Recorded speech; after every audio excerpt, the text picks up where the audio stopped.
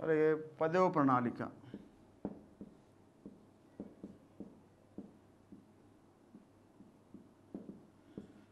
10వ పంచవర్ష ప్రణాళిక. 10వ పంచవర్ష ప్రణాళిక కాలము 2002 to 2007. కేటాయింపులు, సవరణ కేటాయింపులు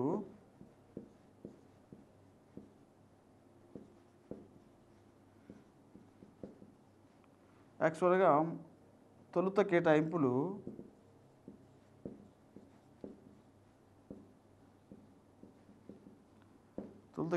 ఎంత చేశారంటే 46,611 కోట్లుగా నిర్ణయించారు. దీన్ని సవరించి 69,511 కోట్లుగా సవరించారు. కానీ వాస్తవ వ్యయం 62,177 కోట్లుగా పేర్కొనడం జరిగింది. కాబట్టి ఈ 10వ ప్రణాళిక కూడా కేటాయింపు వ్యయం కంటే తక్కువగానే ఖర్చు అవ్వడం జరిగింది. ఈ విధంగా 4, 9, 10 ప్రణాళికలు కేటాయింపుల కంటే తక్కువ ఖర్చు జరిగిన ప్రణాళికలుగా మనం చెప్పుకోవచ్చు. సరే, ఇందులో ముఖ్యంగా అధిక వ్యయం చేసిన అంశాలు చూస్తే ఈ 10వ ప్రణాళిక కాలంలో ఎక్కువగా నీటిపారుదలకు ఖర్చు చేయటం జరిగింది. నీటిపారుదలకు ఎక్కువగా వ్యయం చేయాలని నిర్ణయించడం జరిగింది. నీటిపారుదలకు 36.9% నిధులను ఖర్చు చేయాలని ప్రభుత్వం ప్రయత్నించడం జరిగింది. అలాగే రెండవది విద్యుత్ రంగానికి విద్యుత్ అనేది 2వ స్థానం పొందడం జరిగింది. నీటిపారుదల మొదటి స్థానం పొందడం జరిగింది. ఈ 2002 మధ్య కాలంలో ప్రభుత్వం అనేక కార్యక్రమాలను అభివృద్ధి నిమిత్తం చేపట్టడం జరిగింది. అవి చూస్తే 2004 సంవత్సరంలో రాష్ట్ర ప్రభుత్వం, చంద్రబాబు నాయుడు ప్రభుత్వం మారిపోయి రాజశేఖర రెడ్డి గారి గవర్నమెంట్ ఏర్పడటం జరుగుతుంది, కాంగ్రెస్ ప్రభుత్వం. ఈ కాంగ్రెస్ ప్రభుత్వంలో 10వ ప్రణాళిక కాలంలో అనేక ప్రోగ్రామ్స్ లాంచ్ చేయడం జరిగింది. అందులో 2004లో జలయజ్ఞం పథకాన్ని ఆరంభించడం జరిగిందన్నమాట.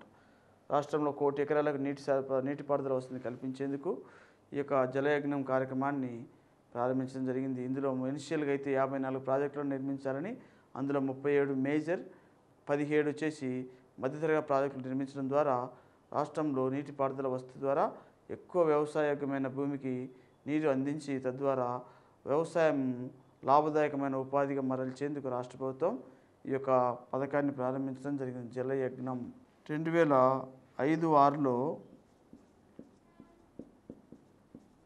ఐకేపీ అని ఒక ప్రోగ్రాం లాంచ్ చేశారు, ఇందిరా క్రాంతి ప్రోగ్రాం అని. ఈ ఇందిరా క్రాంతి ప్రోగ్రాం అనేది 2 పథకాల కలయిక, వెలుగు ప్లస్ డ్వాక్రా.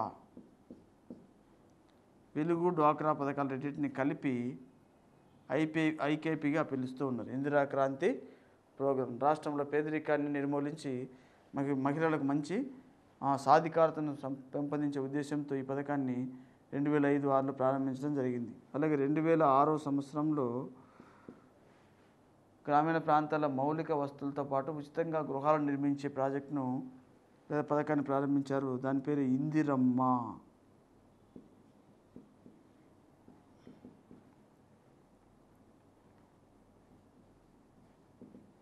ఇందిరమ్మ. దీన్ని అప్పటి తూర్పుగోదావరి జిల్లాలో ఆలమూరు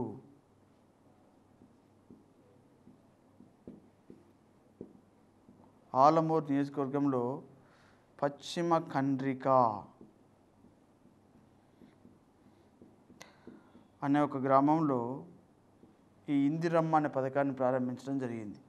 ఇందిరమ్మ పథకం యొక్క ఉద్దేశం ఏంటంటే రాష్ట్రంలో మౌలిక వసతులతో పాటు గ్రామీణ ప్రాంతాల్లోని ప్రజలకు గృహ నిర్మాణాన్ని ఉచితంగా చేపట్టివ్వటం. గ్రామీణ ప్రాంతాల్లో అలాగే మున్సిపాలిటీ ప్రాంతాల్లో పేదవారికి మౌలిక వసతులను కల్పించి ఉచితంగా గృహాలు నిర్మించి ఇవ్వడం అన్నమాట. ఇందిరమ్మ అనే దాంట్లో ఒక అర్థం ఉంది. ఏముందంటే ఐ అంటే ఇంటిగ్రేటెడ్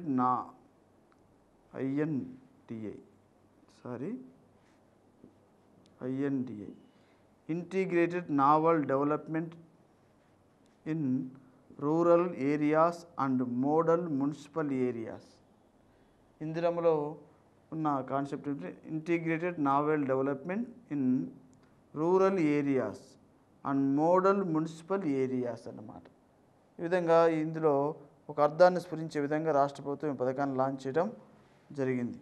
అలాగే ఇంకా చూస్తే మనం 2004 సంవత్సరంలో రాజు పల్లెబాట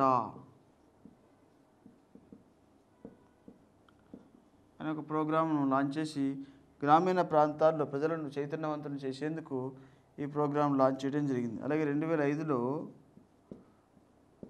రైతు చైతన్య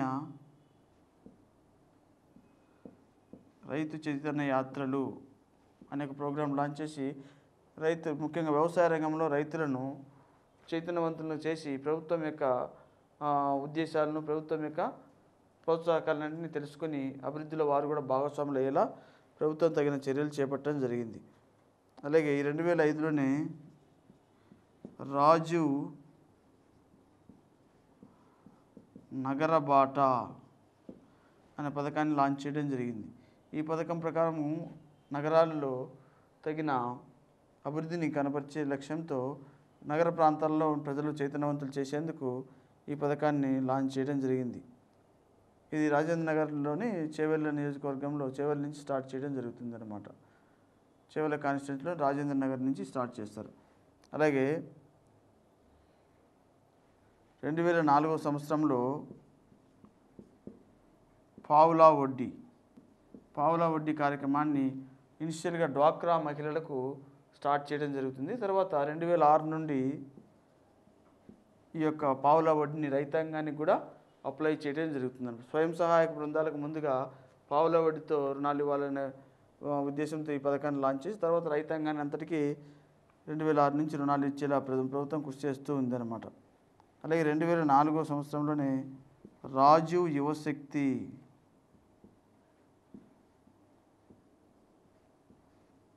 అనే కార్యక్రమాన్ని ప్రారంభించి తద్వారా యువతలో మంచి శక్తి నైపుణ్యాలను, ఉపాధిని కల్పించేందుకు ఈ యొక్క ప్రోగ్రాంను కంటిన్యూ చేయడం జరిగింది. అలాగే 2004లో మరొక ముఖ్యమైన ప్రోగ్రాం రాజు ఇంటర్నెట్ విలేజ్. ఇది చాలా ముఖ్యం. గుంటూరు జిల్లాలో చిలువూరు అనే చోట ఈ యొక్క ప్రోగ్రాం లాంచ్ చేయడం జరిగింది. రాజు ఇంటర్నెట్ విలేజ్ టైమ్స్ అనే సంస్థ సహకారంతో ఈ రాజు ఇంటర్నెట్ విలేజ్ అనే ఈ యొక్క కార్యక్రమాన్ని రాష్ట్ర ప్రభుత్వం ప్రారంభించడం జరిగింది. దీని యొక్క ఉద్దేశం ఏంటంటే గ్రామీణ ప్రాంతాల్లో సైతం ఇంటర్నెట్ సౌకర్యాన్ని కల్పించి ఈ బ్రాడ్బ్యాండ్ కనెక్టివిటీ వలన గ్రామీణ ప్రాంత వాసులు సంపూర్ణ చైతన్యవంతులుగా ఆధునిక సమాచార వ్యవస్థను వారు కూడా ఉపయోగించుకునేలా తగిన చర్యలను చేపట్టే ఉద్దేశంతో ఈ యొక్క ప్రోగ్రాం లాంచ్ చేయడం జరిగింది. అంతేకాకుండా ఇంకా స్థానికంగా ఉన్న కాలేజెస్లో కూడా ఆధునిక సాంకేతిక సమాచారాన్ని అందుబాటులోకి తీసుకొచ్చేలా ఈ ప్రోగ్రాం ద్వారా తగిన చర్యలను చేపట్టడం జరిగింది. రాజు ఇంటర్నెట్ విలేజ్. అలాగే 2004 సంవత్సరంలో ఇందిరాప్రభ. ఈ ఇందిరాప్రభ కార్యక్రమం ద్వారా దీన్ని కూడా గుంటూరు జిల్లా సిరిగొండాయపాలెం గుంటూరు డిస్ట్రిక్ట్ ఇందిరాప్రభ అనే పథకాన్ని గుంటూరు జిల్లా సిరిగొండాయపాలెంలో ప్రారంభించడం జరిగింది. ఇది కూడా ముఖ్యమైన పథకం. ప్రీవియస్గా గ్రూప్ 2లో అడగటం జరిగిందనమాట. దీన్ని ఏమంటారంటే ఈ ఇందిరాప్రభ పథకం యొక్క ఉద్దేశం ఏంటంటే రాష్ట్రంలో ఉన్న ఎస్సీ, ఎస్టీ, బీసీ వర్గాల వారికి ప్రభుత్వ భూములను సమకూర్చడంతో పాటు వాటికి నీటిపారుదల వసతిని కల్పించి తద్వారా వారికి మంచి ఉపాధిని, భవిష్యత్తును కల్పించే ఉద్దేశంతో దీన్ని ప్రారంభించడం జరిగిందనమాట. ప్రభుత్వం అలాట్ చేసిన ఈ యొక్క అసైన్డ్ భూములను సక్రమంగా వినియోగించుకునేలా తగిన నీటిపారుదల వస్తువులను కూడా సమకూర్చేలా చర్యలు చేపట్టేందుకు ఉద్దేశించిన పథకం అన్నమాట. ఈ పథకం ద్వారా రాష్ట్రంలో ముఖ్యంగా వ్యవసాయ రంగానికి నీటిపారుదల వసతిని పెంపొందించి తద్వారా పేదల యొక్క అభ్యున్నతికి పాటుపడటం అనేది దీని యొక్క ఉద్దేశం. దీన్నే కాంప్రిహెన్సివ్ ల్యాండ్ డెవలప్మెంట్ ప్రోగ్రామ్ అని కూడా అంటారు. కాంప్రిహెన్సివ్ ల్యాండ్ డెవలప్మెంట్ ప్రోగ్రామ్ అంటారు. అంటే దీన్ని సమగ్ర భూమి అభివృద్ధి పథకం అని కూడా పిలవటం జరుగుతుంది. ఇప్పుడు రీసెంట్గా దీన్ని ఎన్టీఆర్ జలసిరి అనే పేరుతో దీని పేరు మార్చడం జరిగింది. అలాగే ఇందిరమ్మ పథకాన్ని ఎన్టీఆర్ హౌసింగ్ అనే పథకంతో పేరు మార్చడం జరిగింది. ఈ విధంగా ఈ పథకాలు మంచి ప్రయోజనాన్ని కల్పించే పథకాలుగా కొనసాగుతూ ఉన్నాయన్నమాట. 5లో 10వ ప్రణాళిక కాలంలోనే రాష్ట్రంలో బ్రాడ్బ్యాండ్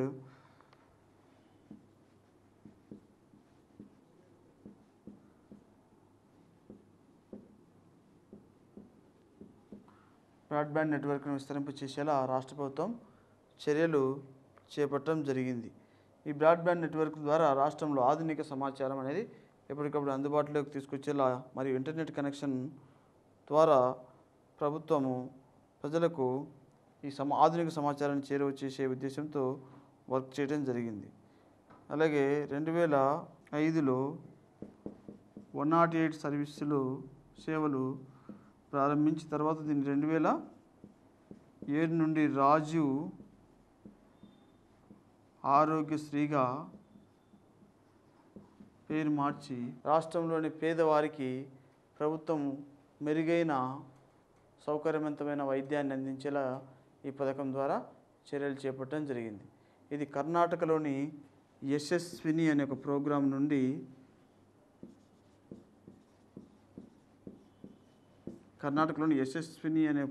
నుండి మనం కాపీ చేయడం జరిగింది. రాష్ట్ర ప్రభుత్వం మంచి పేరు సంపాదించిన పథకం రాజీవ్ ఆరోగ్యశ్రీ. దీని ద్వారా పేదవారికి 2 లక్షల వరకు ఉచితంగానే ఖరీదైన వైద్యం అందించేలా ప్రభుత్వం చర్యలు చేపట్టడం జరిగింది. ఇది చాలా పేరు గడించిన పథకంగా కీర్తించబడటం జరిగింది. దీని ద్వారా అనేక మంది పేదలు లబ్ధి పొంది వారి ఆరోగ్యాన్ని పరిరక్షించుకోవడానికి వీలవటం జరిగింది అన్నమాట. రాజీవ్ ఆరోగ్యశ్రీ. ఇప్పుడు ఈ యొక్క పథకాన్ని దీన్ని పర్టికులర్గా ఈ రాజీవ్ ఆరోగ్యశ్రీనే పర్టికులర్గా ఇప్పుడు పేరు మార్చడం జరిగిందన్నమాట. ఏ విధంగా పేరు మార్చారంటే ఎన్టీఆర్ ఆరోగ్య సేవగా పేరు మార్చి రాష్ట్రంలో పేదవారికి ఉచితమైన మెరుగైన వైద్యం అందించేలా ప్రభుత్వం చర్యలు చేపట్టాలని నిర్ణయించడం జరిగింది. రాజీవ్ ఆరోగ్యశ్రీ. అలాగే 2006లో దేశంలోనే పేదరికాన్ని నిర్మూలించి పేదవారికి ఉపాధిని కల్పించే గ్యారంటీ పథకాన్ని ఆంధ్రప్రదేశ్లో ప్రారంభించడం జరిగింది. 2006 ఫిబ్రవరి 2వ తారీఖున ఎన్ఆర్ఈజీఎస్ అనే పథకాన్ని ప్రారంభించడం జరిగింది. ఇది ఎక్కడ ప్రారంభించారంటే బండ్లపల్లి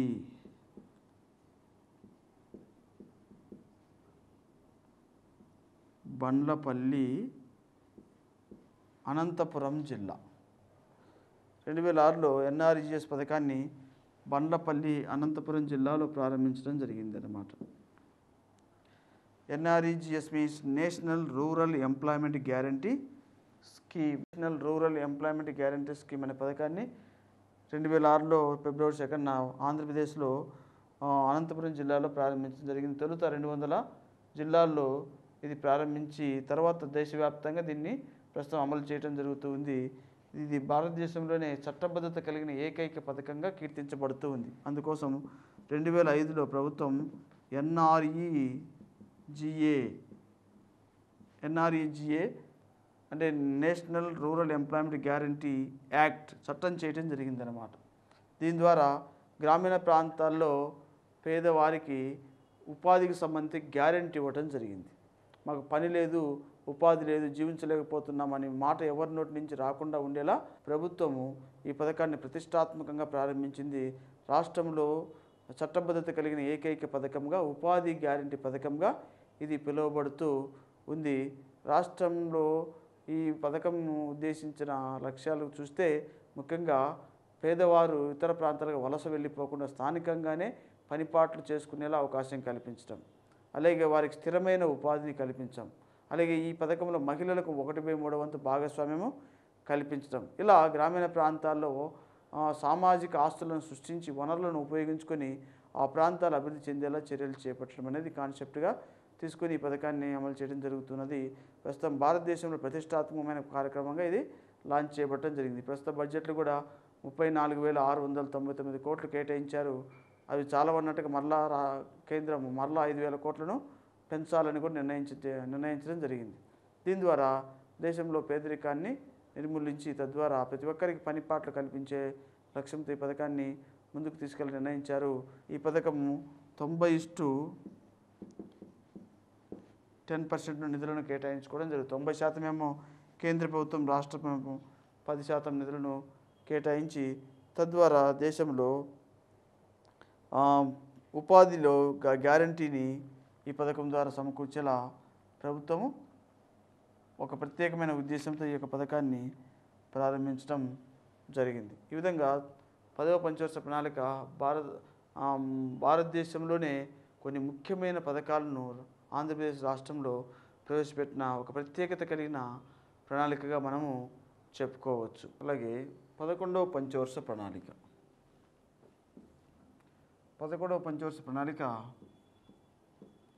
2007 సంవత్సరం నుండి 2012 మధ్యకాలంలో అమలు జరపడం జరిగింది. ఈ 11వ పంచవర్ష ప్రణాళిక యొక్క మొత్తము వ్యయము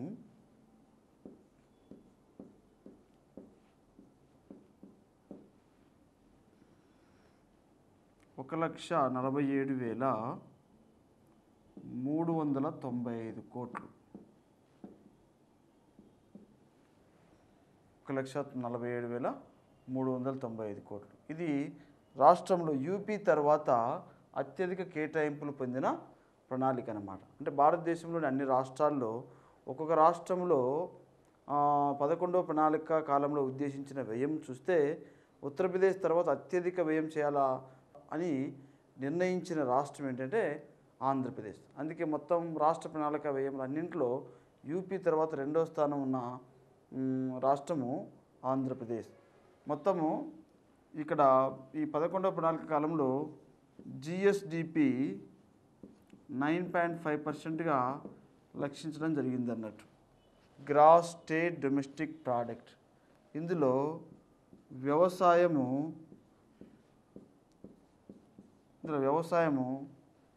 5% వృద్ధి రేటు సాధించాలని, అలాగే పారిశ్రామిక రంగం పరిశ్రమలు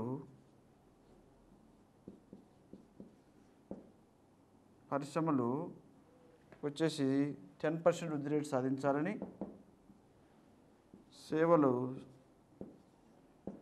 11% వృద్ధి రేటు సాధించాలని నిర్ణయించడం జరిగింది అన్నట్టు. అలాగే 11వ ప్రణాళిక కాలంలో కేంద్రంలో 27 మానిటరబుల్ టార్గెట్స్ నిర్ణయించగా ఈ 27లో 13ని రాష్ట్రాలకు వర్తింపచేయటం జరిగింది. అంటే 27 టార్గెట్స్లో 13 అంశాలు రాష్ట్రాలకు అలాట్ చేయటం జరిగింది అన్నట్టు. ఆ విధంగా 11వ ప్రణాళిక కాలంలో కేటాయించడం జరిగింది. అయితే 11వ ప్రణాళిక కాలంలో మొత్తం వ్యయంలో అత్యధిక కేటాయింపులు పొందిన రంగాలు వచ్చేసి సామాజిక సేవలు.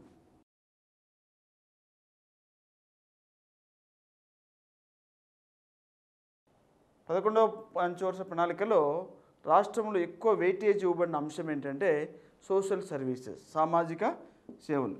ఈ సామాజిక సేవలకు 30% వాటాను కేటాయించి ఖర్చు చేయటం జరిగింది. రెండవ అంశము సాగునీరు. సాగునీరుకు 23% వాటాను అలాట్ చేసి ఖర్చు చేయటం జరిగింది అన్నమాట. దీని మీద ప్రీవియస్గా గ్రూప్లో క్వశ్చన్ అడగడం జరిగింది. ఏమడిగాడంటే ఇంతవరకు రాష్ట్రంలో అమలు చేయబడిన ప్రణాళికలన్నింటిలో నీటిపారుదలకు ఎక్కువ మొత్తము ఖర్చు చేయడం ద్వారా ఎక్కువ భూమిని నీటిపారుదల సాగులోకి తీసుకొచ్చిన ప్రణాళిక ఏంటి అని అడిగాడు. మనకేమో జలయజ్ఞం 10వ ప్రణాళికలో ప్రారంభమైంది, కానీ జలయజ్ఞం ద్వారా ఎక్కువ సాగు భూమి ఏ ప్రణాళిక కాలంలో అందుబాటులోకి రావడం జరిగిందంటే 11వ ప్రణాళిక కాలం అని గుర్తుపెట్టుకోవాలి. అంటే రాష్ట్రంలో 11వ ప్రణాళిక కాలంలో ఎక్కువ భూమి నీటిపారుదల వసతి కిందకి తీసుకొని రాబట్టడం జరిగింది. అందువలన 11వ ప్రణాళికను స్పెసిఫిక్గా నీటిపారుదల సంభావ్యత కలిగిన ప్రణాళికగా చెప్పడం జరుగుతుంది. అంతేకాకుండా ఈ సామాజిక సేవల్లో పర్టికులర్గా 11వ ప్రణాళికలో విద్యారంగానికి ఎక్కువగా నిధులు కేటాయించి ఖర్చు చేయడం జరిగింది. అందువలన సామాజిక సేవల్లో విద్యారంగానికి ఎక్కువగా అలాట్మెంట్ జరిగిన ప్రణాళికని 11వ ప్రణాళికను మనం గుర్తుంచుకోవాలి. అందుకే 11వ ప్రణాళికను విద్యా ప్రణాళిక అని కూడా మన్మోహన్ సింగ్ కీర్తించడం జరిగిందని మనము సెంట్రల్ ప్లాన్స్లో చెప్పుకోవడం జరిగింది. ఆ విధంగా సామాజిక సేవలతో పాటు సాగునీటికి కూడా ఎక్కువ కేటాయింపులు చేయటం జరిగింది. ఇంకా మనం 11వ ప్రణాళికను ఒకసారి గమనిస్తే రాష్ట్రంలో ఈ 11వ ప్రణాళిక కాలంలో డ్రాప్అవుట్స్ను 20కి తగ్గించాలా అని నిర్ణయించడం జరిగిందనమాట. అంటే 58 నుండి 20కి డ్రాప్అవుట్స్ అంటే ఏంటి, పాఠశాలలో చేరిన పిల్లలు మధ్యలోనే బడి మానేయటం జరుగుతూ ఉంది. వారి పర్సంటేజ్ని 20%కు తగ్గించగలగాలని నిర్ణయించడం జరిగింది. అలాగే ఐఎంఆర్ను 2012 నాటికి 28కి తగ్గించాలా అని నిర్ణయించడం జరిగింది. 1000కి ఐఎంఆర్ అంటే ఇన్ఫాన్సీ మోర్టాలిటీ రేట్ను 1000కి తగ్గించాలా అని నిర్ణయించడం జరిగింది. అలాగే ఎంఎంఆర్ను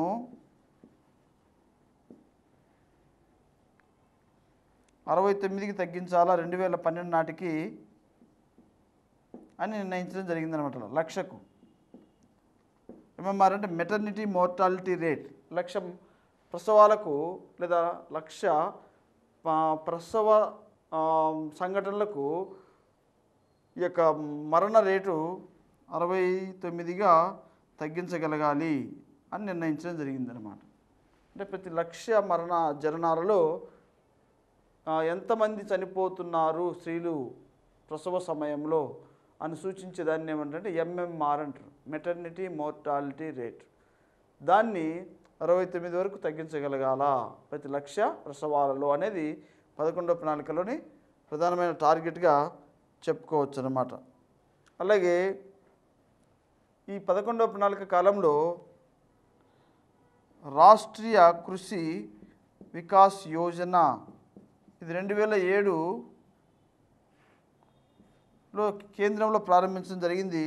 మన రాష్ట్రంలో అయితే ఇది 2007-8లో దీన్ని అమల్లోకి తీసుకురావడం జరిగింది. రాష్ట్రీయ కృషి వికాస్ యోజన. దీని మీద కూడా ప్రీవియస్గా మనకు గ్రూప్ 2లో క్వశ్చన్ అడగడం జరిగింది. ఏమడిగారంటే ఆంధ్రప్రదేశ్లో రాష్ట్రీయ కృషి వికాస్ యోజన ద్వారా పర్టికులర్గా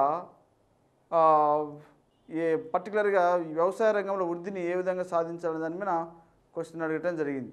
సో ఇక్కడ రాష్ట్రీయ కృషి వికాస్ యోజన అంటే అర్థం ఏమిటంటే వ్యవసాయ రంగంలో ప్రతి సంవత్సరం 4% వృద్ధి రేటును సాధించాలి.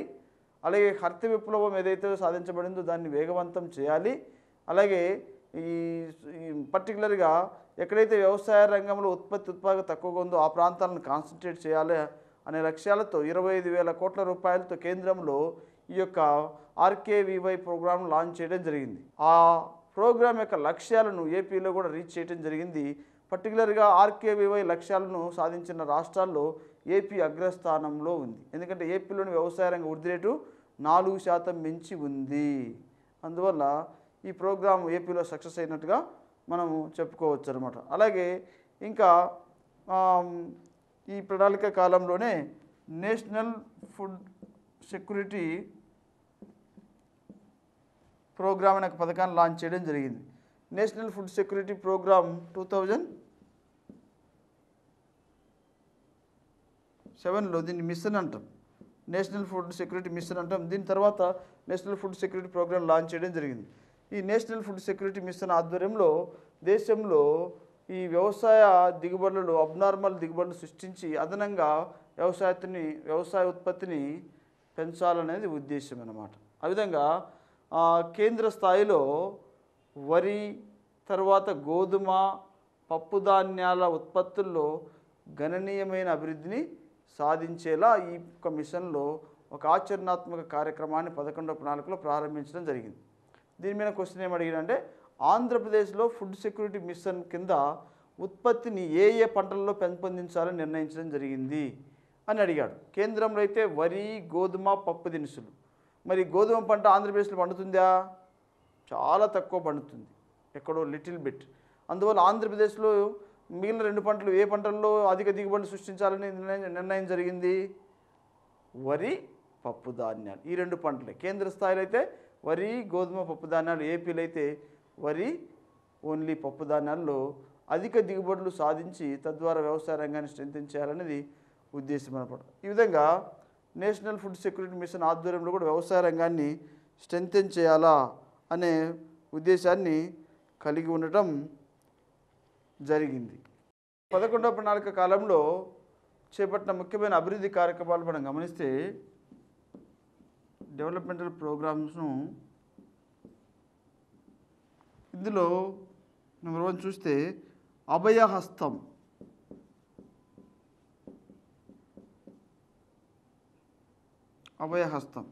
ఈ అభయహస్తం ప్రోగ్రాం 2009లో ప్రారంభించడం జరిగింది. ఈ పథకం యొక్క ఉద్దేశం ఏంటంటే 60 సంవత్సరాలు దాటిన వయోవృద్ధులకు రాష్ట్ర ప్రభుత్వం పెన్షన్ సౌకర్యాన్ని కల్పించడం అన్నమాట. 500 నుండి 2200 రూపాయల వరకు ఈ యొక్క పథకం ద్వారా పెన్షన్ సౌకర్యాన్ని, ముఖ్యంగా ఈ డ్వాక్రా మహిళలకు ఈ యొక్క సౌకర్యాన్ని రాష్ట్ర ప్రభుత్వం చేరువ చేయటం జరిగింది, తద్వారా వారిని ఆర్థికంగా ఆదుకునే నిమిత్తం. అలాగే 2009లో సాక్షర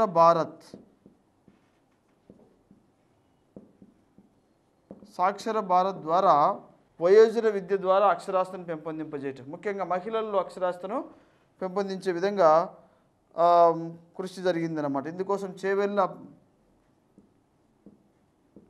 కేంద్రంగా ఏర్పరిచి సాక్షర భారత్ కార్యక్రమాన్ని విజయవంతం చేసేందుకు రాష్ట్రంలో తగినంత కృషి జరిగింది.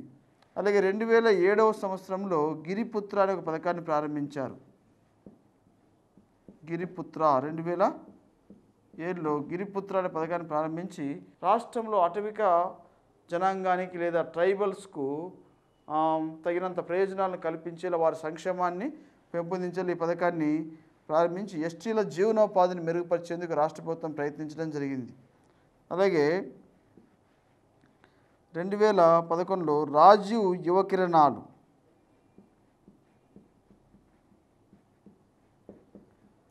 2011లో రాజీవ్ యువ కిరణాన్ని లాంచ్ చేసి ఈ పథకం ద్వారా రాష్ట్రంలో దాదాపు 15 లక్షల మంది నిరుద్యోగ యువతకి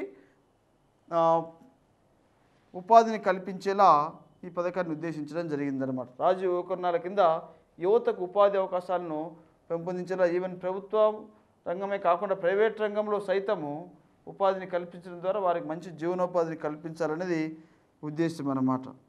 అలాగే ఇంకా రాష్ట్రంలో మీ సేవ 2011లో మీ సేవ కార్యక్రమాన్ని ప్రారంభించడం జరిగింది. దీన్ని తిరుపతిలో ప్రారంభించారు. దీని ద్వారా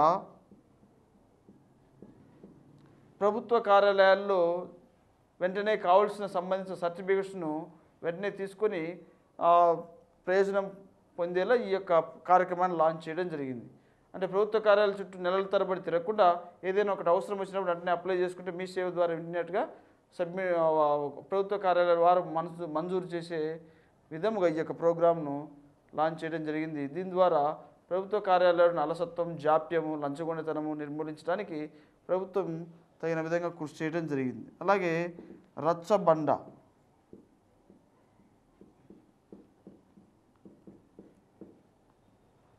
కార్యక్రమాన్ని మరలా ప్రారంభించడం జరిగింది కిరణ్ కుమార్ రెడ్డి టైంలో. ఈ రచ్చబండ కార్యక్రమంలో భాగంగానే శ్రీకాకుళం జిల్లా డోలపేట అనే చోట, రాజాం నియోజకవర్గం డోలపేట అనే చోట రచ్చబండ కార్యక్రమాన్ని లాంచ్ చేసి ప్రజల యొక్క సమస్యలను నేరుగా ప్రభుత్వ అధికారులు, ప్రభుత్వ యంత్రాంగం, ప్రజాప్రతినిధులు తెలుసుకొని వారి సమస్యలను పరిష్కరించి అక్కడే తగిన నిర్ణయాలు, న్యాయం చేయటం ఉద్దేశంతో ఈ రచ్చబండ కార్యక్రమాన్ని రాష్ట్ర ప్రభుత్వం ప్రారంభించడం జరిగింది. అలాగే 2011లో శ్రీనిధి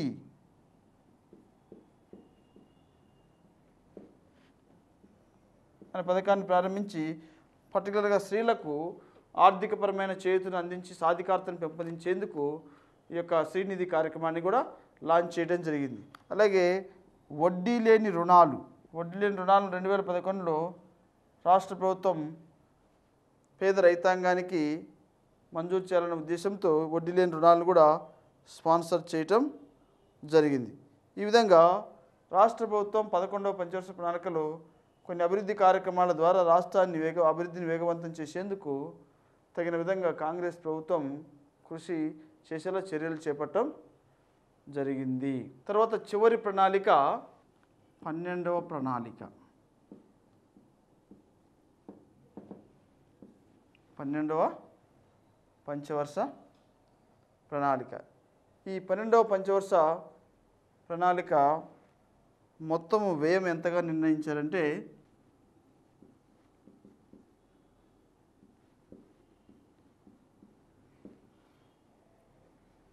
3,42,842 కోట్లు.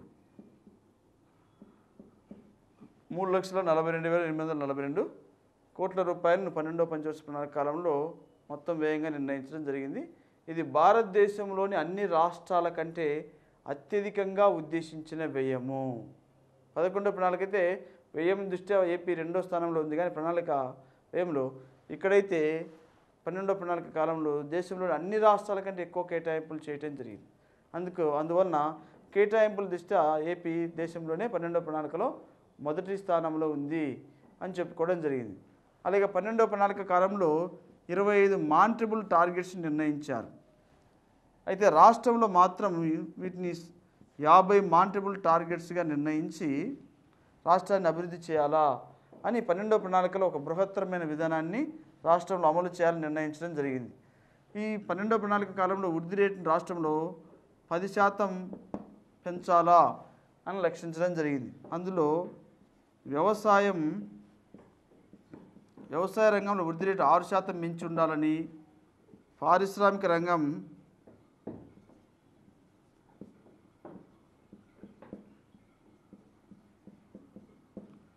రంగంలో 10.5% వృద్ధి రేటును మించాలని, సేవల రంగంలో 11.5% వృద్ధి రేటును అధిగమించాలని టార్గెట్స్ను నిర్ణయించడం జరిగింది.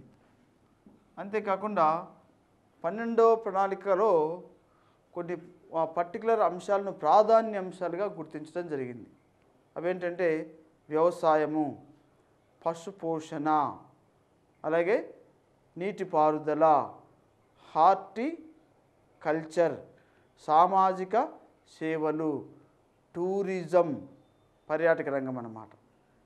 వీటిని అత్యంత ప్రాధాన్య అంశాలుగా గుర్తించి రాష్ట్రంలో వీటిని బాగా అభివృద్ధి చేయాలా అని 12వ ప్రణాళికలో ప్రధానమైన టార్గెట్స్గా నిర్ణయించడం జరిగింది.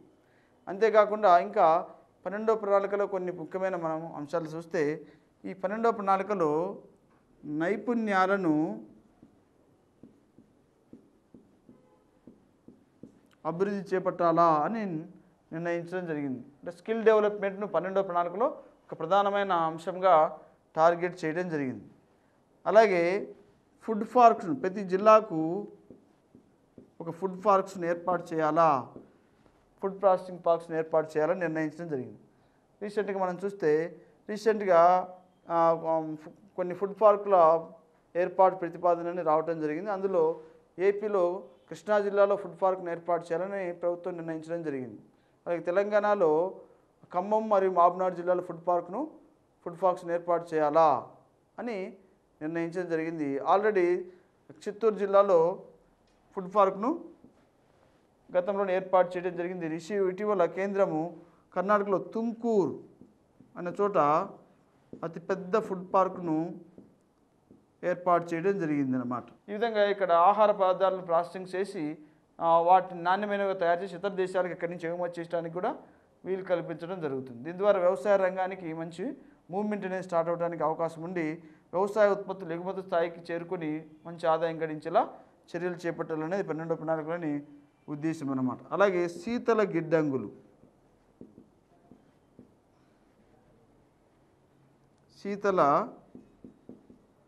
గిడ్డంగుల నిర్మాణం కూడా ఇందులోని ప్రధానమైన అంశం. ప్రీవియస్గా గ్రూప్ 2లో అడిగాడు అనమాట, ఏ సంవత్సరం నుండి శీతల గిడ్డంగుల నిర్మాణం ప్రోత్సహించబడుతూ ఉందని. 2009 నుండి రాష్ట్రంలో ఈ కోల్డ్ స్టోరేజెస్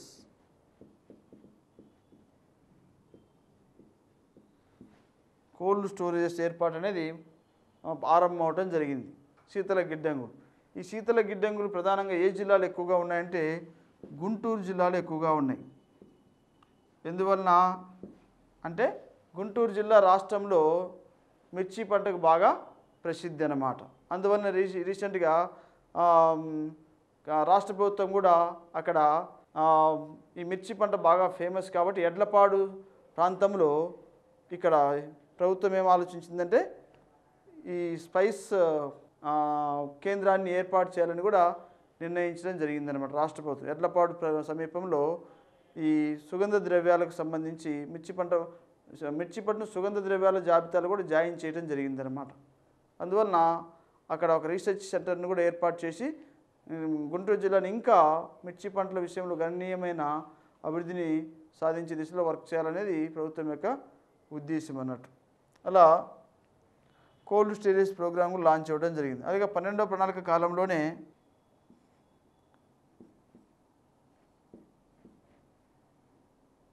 ఇది unique identification authority of India వారు ఆధార్ వ్యవస్థను వెలుగులోకి తీసుకురావడం జరిగింది. ఈ ఆధార్ వ్యవస్థ అత్యంత సమర్థవంతంగా అమలు చేయబడిన రాష్ట్రంగా ఏపీ గుర్తింపు పొందిందన్నమాట. ఇప్పుడు అంటాం యూనిక్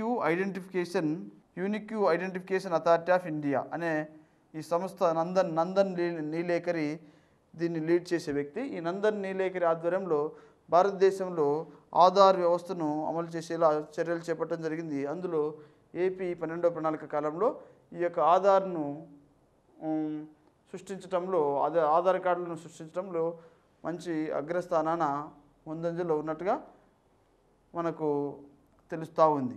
ఈ విధంగా 12వ ప్రణాళిక కాలంలో రాష్ట్రంలో వృద్ధి జరుగుతూ ఉన్న క్రమంలో ప్రభుత్వాలు మారటం మరియు రాష్ట్రం కూడా విభజించడం జరిగింది. ఈ 12వ ప్రణాళిక కాలంలో పర్టికులర్గా డెవలప్మెంటల్ ప్రోగ్రామ్స్ ఏమున్నాయి అని మనం చూస్తే 12వ ప్రణాళిక కాలంలో డెవలప్మెంటల్ ప్రోగ్రాంలో నగదు బదిలీ పథకం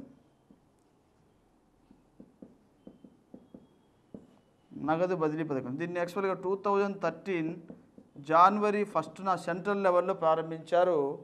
రాష్ట్రంలో అయితే జనవరి 6న తూర్పుగోదావరి జిల్లాలోని గొల్లప్రోలు అనే చోట ఈ నగదు బదిలీ పథకాన్ని ప్రారంభించడం జరిగింది. దీని ద్వారా ప్రభుత్వం తాలూకు వచ్చే లబ్ధిని డైరెక్ట్గా లబ్ధిదారులకు వారి అకౌంట్లలోకే జమ చేసే విధానం అనేది అమలులోకి రావటం జరిగింది. రీసెంట్గా ఈ నగదు బదిలీ పథకంలోనే ఒక సిస్టాన్ని గవర్నమెంట్ లాంచ్ చేసింది. జామ్ అని జన్ధన్ ఆధార్ మొబైల్. ఇప్పుడు ప్రభుత్వం ఏం చేసింది, భారతదేశంలో ఉన్న ప్రతి ఒక్కరూ బ్యాంక్ ఖాతాను ఓపెన్ చేయాలని చెప్పింది. ఈ విధంగా బ్యాంక్ ఖాతాను ఓపెన్ చేయడం ద్వారా దాన్ని ఆధార్కి లింక్ చేయడం జరుగుతుంది. అలా ఆధార్కి లింక్ చేసి వారికి సంబంధించిన లబ్ధి ప్రభుత్వం చేకూరుస్తున్న సమయంలో ఆ స్టేటస్ మొబైల్కి పంపించడం జరుగుతుంది మెసేజ్ రూపంలో. ఆధారంగా జన్ధన్ ఆధార్ మొబైల్ అనే ఈ సర్వీసెస్లను వెలుగులోకి తీసుకొచ్చి ప్రభుత్వం ఉద్దేశించిన లబ్ధిని లబ్ధిదారులకు నేరుగా వారి అకౌంట్లోకి చేరేలా చర్యలు చేపట్టేందుకు ఉద్దేశించింది ఈ యొక్క నగదు బదిలీ పథకము. అలాగే డెవలప్మెంటల్ ప్రోగ్రామ్స్లో మరొకటి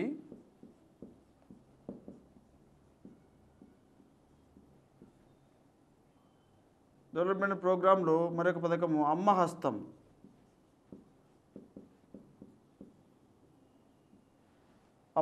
ప్రోగ్రాం 2013 ఏప్రిల్ 11 ఉగాది రోజున స్టార్ట్ చేయడం జరిగిందనమాట. ఈ పథకం ద్వారా 9 రకాల నిత్యావసర వస్తువులను 185 రూపాయలకి పంపిణీ చేసే కార్యక్రమాన్ని లాంచ్ చేయడం జరిగింది. ఈ పథకం ద్వారా రాష్ట్రంలో పేదవారికి నిత్యావసర సరుకులను సక్రమంగా సజావుగా పంపిణీ చేసే కార్యక్రమాన్ని లాంచ్ చేయడం జరిగింది. అలాగే బంగారు తల్లి.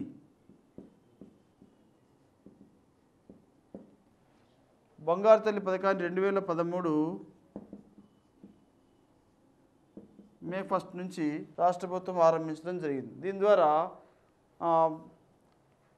రాష్ట్రంలో భ్రూణ హత్యలు నివారించేందుకు మరియు ఇద్దరు సంతానం ఆడపిల్లలు కలిగిన తల్లిదండ్రులకు ఆ ఆడబిడ్డలకు తగినంత ఆర్థిక చేయూతను అందించేందుకు ఈ పథకాన్ని ఉద్దేశించడం జరిగింది. మరియు రాష్ట్రంలో స్త్రీ ప్రాధాన్యతను పెంచి తద్వారా లింగ నిష్పత్తి విషయంలో ఉన్న తేడాను కూడా తొలగించేందుకు ఈ పథకాన్ని ఉద్దేశించడం జరిగిందనమాట. దీని ద్వారా 2 లక్షల కంటే ఎక్కువ ఆర్థిక ప్రయోజనాన్ని పేద ఆడబిడ్డలకు కల్పించేలా ప్రభుత్వం ఈ యొక్క బంగారు తల్లి ప్రోగ్రాం లాంచ్ చేయడం జరిగింది. వారు చిన్నప్పటి నుండి 21 సంవత్సరాలు దాటేంత వరకు ప్రభుత్వం వీరికి అండగా ఉండి వీరి అభివృద్ధికి కావాల్సిన బాటను వేయటం జరుగుతుంది. దీన్ని ఇటీవల మహాలక్ష్మి అనే ప్రోగ్రాంగా మార్చాలని రాష్ట్ర ప్రభుత్వం నిర్ణయం తీసుకోవడం జరిగింది. అలాగే ఇంకా మనం చూస్తే రీసెంట్గా వచ్చిన చంద్రబాబు నాయుడు గవర్నమెంట్ మరికొన్ని పథకాలను లాంచ్ చేయడం జరిగింది. అదేంటంటే పొలం పిలుస్తుంది.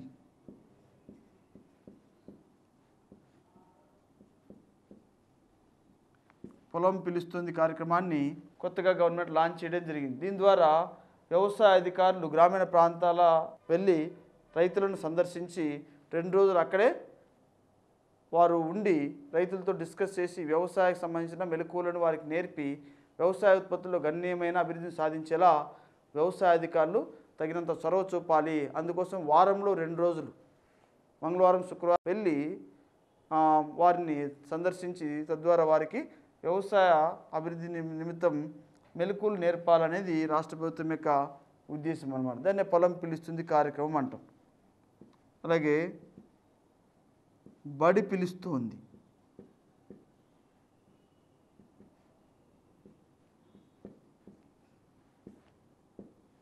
బడి పిలుస్తుంది అనే కార్యక్రమాన్ని రీసెంట్గా లాంచ్ చేయడం జరిగిందనమాట. ఇది అనంతపురం జిల్లాలో కూటగూళ్ళ అనే ఊర్లో బడి పిలుస్తుంది అనే కార్యక్రమాన్ని లాంచ్ చేయడం జరిగింది. దీని యొక్క ఉద్దేశం ఏంటంటే 6 నుండి 14 సంవత్సరాల బాలబాలికలు ఖచ్చితంగా విద్యను అభ్యసించేలా, వారు విద్యాభివృద్ధిలో రాణించేలా, వారికి విద్యాపరమైన వస్తువులు సదుపాయాలు కల్పించేలా ప్రభుత్వం తగిన చర్యలు చేపట్టేందుకు ఈ ప్రోగ్రాంను ఉద్దేశించడం జరిగింది. అలాగే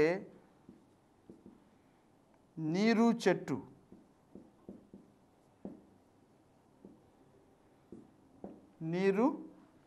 ఇది పర్టికులర్గా చిత్తూరు జిల్లాలో తంబళ్ళపల్లి వద్ద నీరు చెట్టు కార్యక్రమాన్ని ప్రారంభించడం జరిగింది. దీని యొక్క ఉద్దేశం ఏంటంటే రాష్ట్రంలో ఈ వర్షాధారపు నీటిని ప్రిజర్వ్ చేయటము, ఆ నీటితో నీటిపారుదల వస్తువులు కలిగించేలా చేయటము, భూగర్భ జల మట్టాలను పెంపొందించడం, వాటర్ షెడ్స్ నిర్మించటము, అలాగే చెరువుల్లో పొడికి తీతను తొలగించి నీరు ఎక్కువ నిల్వ సామర్థ్యం కలిగిన వాటిగా తయారు చేయటము, ఇలాంటి కార్యక్రమాలను ఈ పథకం ద్వారా ఉద్దేశించి రాష్ట్రంలో ప్రకృతి సహజంగా లభిస్తున్న నీరును లేదా వర్షం ద్వారా లభిస్తున్న నీరును ఎక్కడ వేస్ట్ కాకుండా దాన్ని సద్వినియోగం చేసుకునేలా తగిన చర్యలను చేపట్టేలా దీన్ని ఉద్దేశించడం జరిగింది. అంతేకాకుండా చెట్లను పెంచి పర్యావరణాన్ని కూడా పరిరక్షించి గ్రీనరీని ఎక్కువగా మెయింటైన్ చేసే లక్ష్యం కూడా ఇందులో పేర్కొనడం జరిగింది. ఈ విధంగా ఈ నీరు చెట్టు కార్యక్రమాన్ని చిత్తూరు జిల్లాలో లాంచ్ చేయడం జరిగింది. అలాగే ఇంకా వృద్ధులకు వృద్ధాప్య పెన్షన్లను అందించే మరొక కార్యక్రమాన్ని ప్రారంభించారు. దాన్ని ఎన్టీఆర్ భరోసా అంటాం.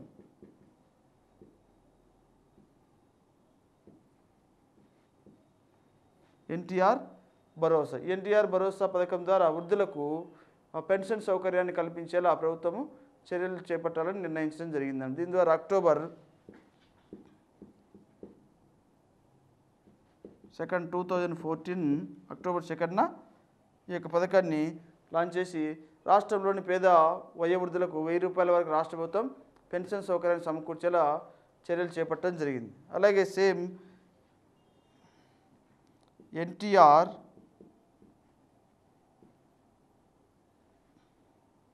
సుజల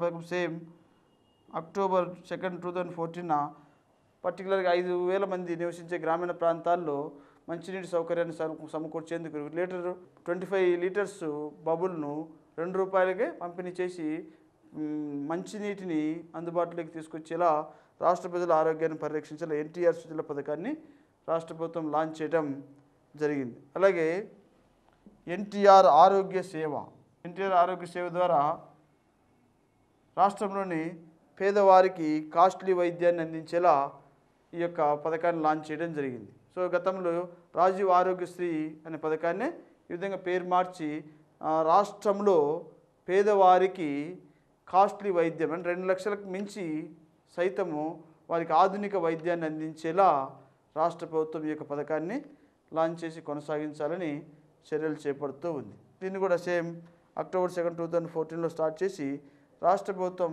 ఈ విధంగా అభివృద్ధిని చేపట్టేలా తగిన చర్యలు చేపడుతూ ఉంది. అలాగే రీసెంట్గా దుల్హాన్ అనే పథకాన్ని కూడా ప్రకటించడం జరిగింది. ముస్లిమ్స్లో పేదవారికి రాష్ట్ర ప్రభుత్వమే వివాహాన్ని చేసి వారిని ఆదుకునే పథకాన్ని ఈ ఆంధ్రప్రదేశ్ రాష్ట్రంలో రాష్ట్ర ప్రభుత్వం ప్రారంభించడం జరిగింది. తెలంగాణ దాన్ని సాది ముబారక్ అంటాం, ఇక్కడ దుల్హాన్ అని పిలవటం జరుగుతుంది.